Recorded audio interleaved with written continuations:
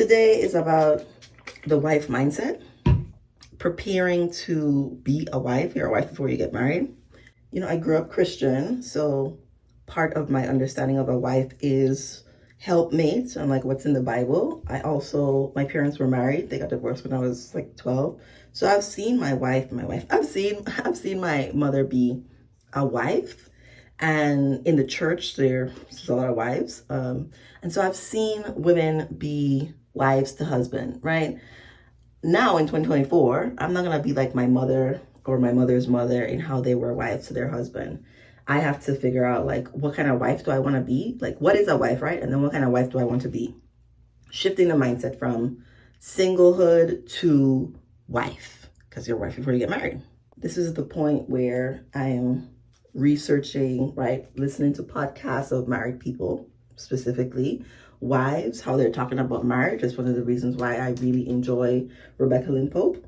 But also, because I don't identify as Christian, but I do like how they put God at the focus of marriage. I think that's very important. So I spend a lot of time figuring out, how do you be a wife? Like, how do you know you're a wife? How do you get in the wife mentality? How do you prepare to attract your husband, for him to find you, and then for the relationship, the marriage, to be something that's long-term and healthy? The playlist I have on my channel about marriage prep, I think was very helpful.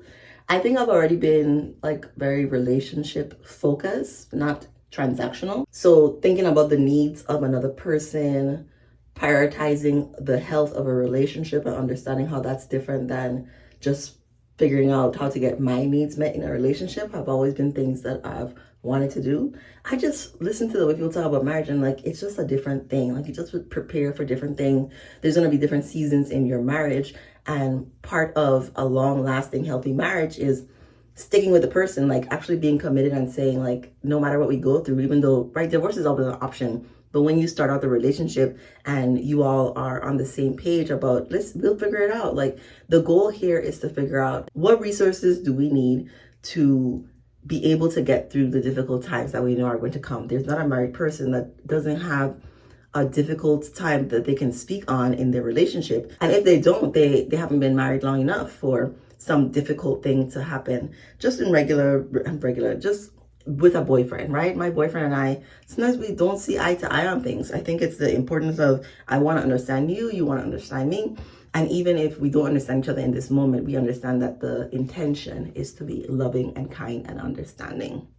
So shifting just into the mindset of, there's a whole other person here to think about. There's a whole other person to be accountable to. There's a whole other person to prioritize. There's a whole other person to do things with, right? To build something with. And being that person, even before I got into the relationship I am in now, it's super important to embody wife mentality, embody feminine energy. I want a masculine man. So you can't just say, I'm going to do these things when I find him. No, you have to be those things. And I heard a relationship coach talk about, if you want to be a soft wife, you need to be living a soft life and have it before like you meet your husband. Like, you have to be it.